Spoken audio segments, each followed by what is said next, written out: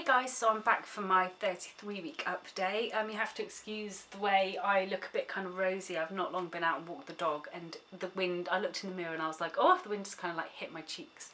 Really made them all red and look flustered. But I've not really made much of an effort today as well. I'm finding that at the moment I'm just not interested in making much of an effort with myself. I just kind of get in, have a shower, have a wash, but I can't really be bothered to kind of put makeup on and stuff because I'm just too tired now. I'm just at that stage where I'm just getting a bit like bogged down and a bit fed up. But yeah, this week's been it's been okay. I've had quite a few kind of meltdowns, I suppose. Now we're kind of getting so close to the birth of our child. It's mine and my husband's first year wedding anniversary coming up on the 15th of February. So we would have been married a year, which is just like the years just flown by. And it's really kind of made me reflect on things that have happened in the year. And actually brought more anxiety to the birth, mainly because before we met, my husband and I had really experienced a lot. We'd experienced everything we needed to experience in terms of relationships with other people, in terms of our lives, travelling. We both travelled and done all these things together. So done all these things that we wanted to do in our lives. And so we felt ready to commit and to marry because we were always going to marry anyway. But one thing we didn't do, although we travelled and did all these things on our own in our lives, we never did anything together. So I always think about where I've been and think, oh, I really want to take Chris here. I really want to do this. I really want to do this with my husband. And we've just not had that opportunity because pretty much as soon as we'd married, I fell pregnant.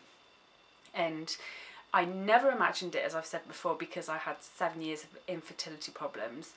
I really didn't think that it was going to happen that quickly, and I thought we'd have plenty of time.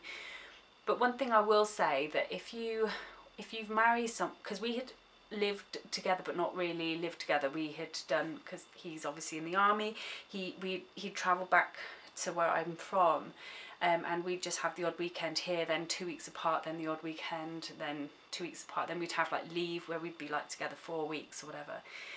So really like 4 weeks was probably like the longest we'd spend together, on the go, and then we'd kind of go back to the old system. But we never actually like lived together full time. So it took us a year to just getting used to living together, especially me. Like I'd lived alone for so long.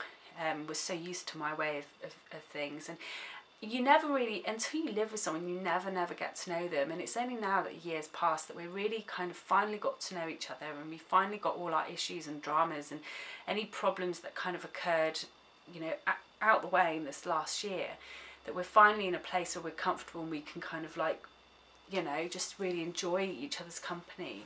And at this stage, I'd like to say that I'd be saying, right, come on, let's go and travel, let's go and do these holidays, let's go and do all these things. I feel ready for that now. I really do think that the first year of marriage, people always said it's the hardest year, and it really is. It's hard. I think the first year of marriage is very, very hard. It's probably not so hard if you've lived together. If you've lived together before, then it's it's no different.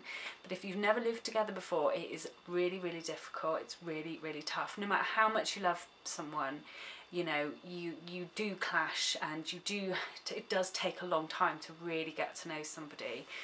But now that we're really comfortable, and I feel like this would be the stage where we'd be going out and doing lots of different things, I'm not long going to have a baby in a matter of weeks, and that's just going to open up another can of worms.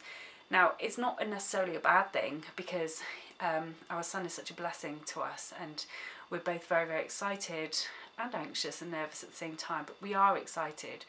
However, it's not, in hindsight, it's not how I would plan it, if I'd known.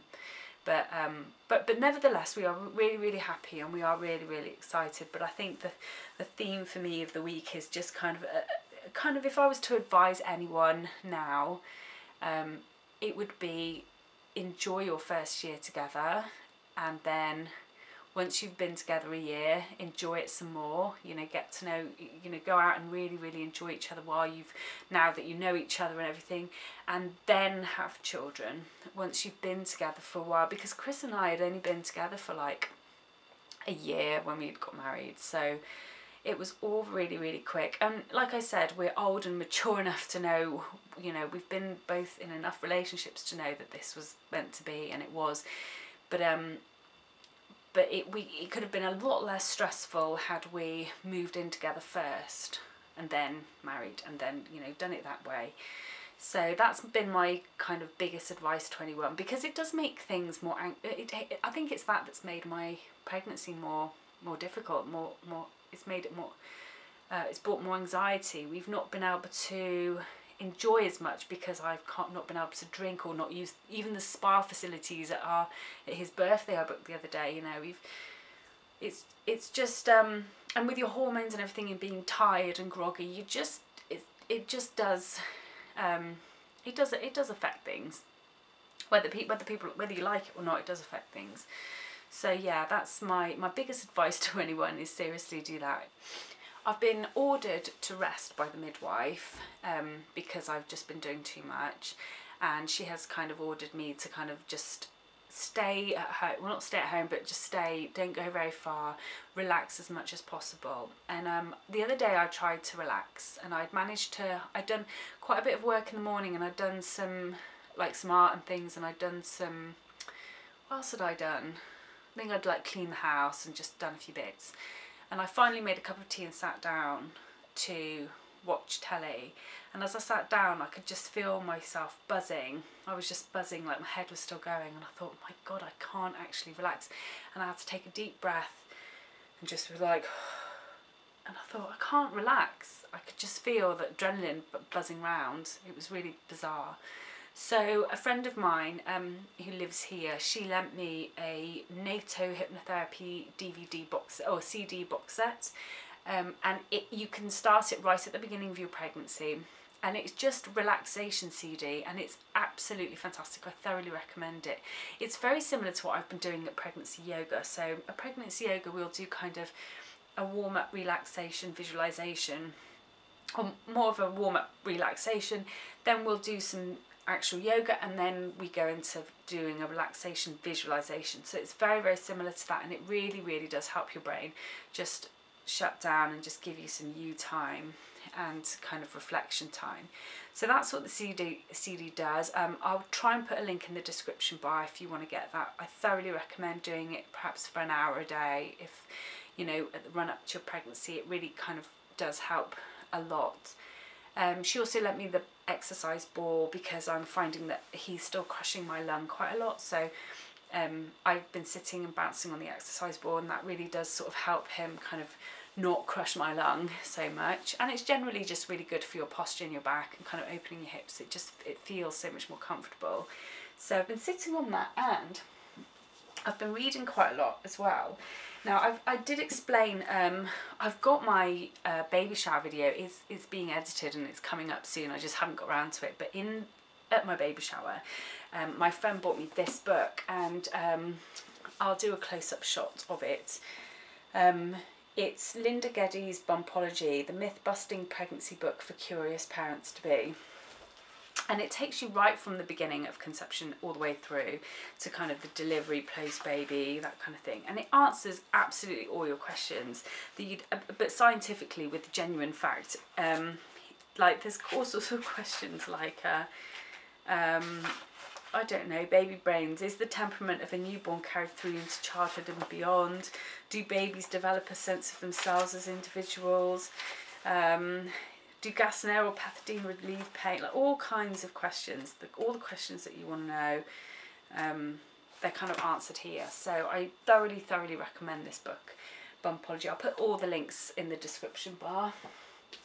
And then the friend that lent me the NATO hypnotherapy, she lent me this book, which is The Food of Love, and it's your formula for successful breastfeeding. Now, one thing I've noticed by speaking to a lot of people is that the ones who said they couldn't breastfeed are the ones who never got any support. So they were in hospital, they tried, but they never actually got proper support. And even when they had difficulties after getting a bit of support, the support wasn't carried through to try and solve those difficulties. So whereas the ones that I know who have been fine with breastfeeding are the ones who got a lot of support, they saw lactation consultants, or they really persevered. They got so much support. If they had issues, they'd work with someone to kind of solve that. And this book is kind of like an additional support of that, really. And it is just generally like, it's really well illustrated. There's some really funny illustrations.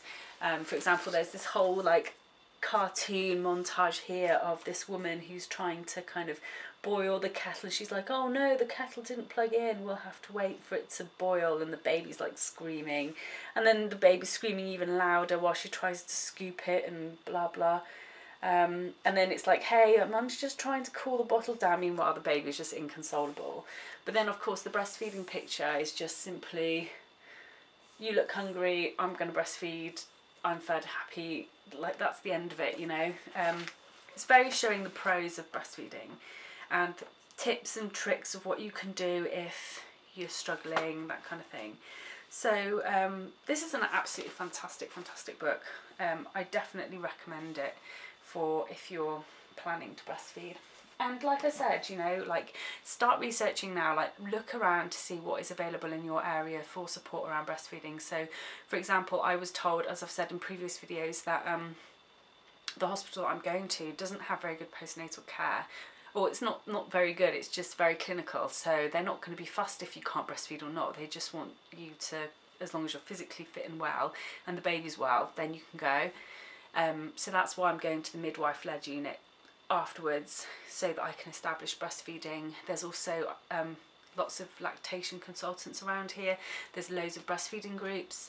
There's lots of wives where I live who breastfeed, so I know that I can reach out to them. So really start, if it's your plan to breastfeed and you want to breastfeed, then I suggest that you start to kind of look and research what you want, you know, you look around and see what's available in your area for that. So yeah, if that's what you want to do. So so there's that. And what else? So this week I don't seem to have grown very much. I went to see the midwife the other day. I'm measuring like 2 weeks behind. So the baby's not like growing loads, but he's growing nevertheless. So he, you know, but just he's still very small. But everything's fine. My bloods are a little bit better this week. Not as bad as they were last week, but they're still not brilliant. What else? I've still not got any stretch marks, luckily, but my belly button is really itching, so I'm thinking, oh god, am I going to get like a stretch mark on my belly button? But I'm really not fussed. But so far I've made it with no stretch marks. I can still wear my ring. I've had no water retention, so my rings are like still really loose on my finger, which is nice. I've not gained any weight. I've basically stayed the same. I lost weight over Christmas because I actually weigh the same now as I did before Christmas. But of course the baby's grown a lot more. So I do remember, because I had a terrible flu and cold and just generally wasn't very well over Christmas, and I'd lost quite a bit of weight. So I haven't seemed to have gained that back, but they're not worried about it, and everything seems to be fine. My reflux is better. I'm still drinking my huge bottle of Gaviscon, but I've been put, because I have reflux problems anyway, aside from pregnancy, I've been doubled up the dose of ranitidine, which is kind of like an acid suppressant. So I've doubled up on that, taking it morning and night now. What else? I think that's it really. Yeah, so physically kind of just about the same. A little bit of improvement, so that's good. Yeah, so that's my 33-week update. It's probably not very exciting. It sounds a bit depressing, but you know, I'm just getting fed up a bit now. I just really want the baby to be here and just to be getting on with it, just to get into the swing of parenthood and just to get on with things. It just feels like I'm waiting around and can't really get much done because, you know, I've got to be resting. So yeah, it's not, I see what people mean now by the end drags, because it really does. So yeah, check out my other videos. So I've just not long done a more exciting video, which is my what's in my hospital bag, so check that out. I've got my baby shower video coming up soon as well. I will get around to editing that, and in a few weeks time we should be able to do you a nursery tour, which is quite exciting because we have a mural on the wall. I'm just hoping we get it done on time, so and it's going to turn out how we want it.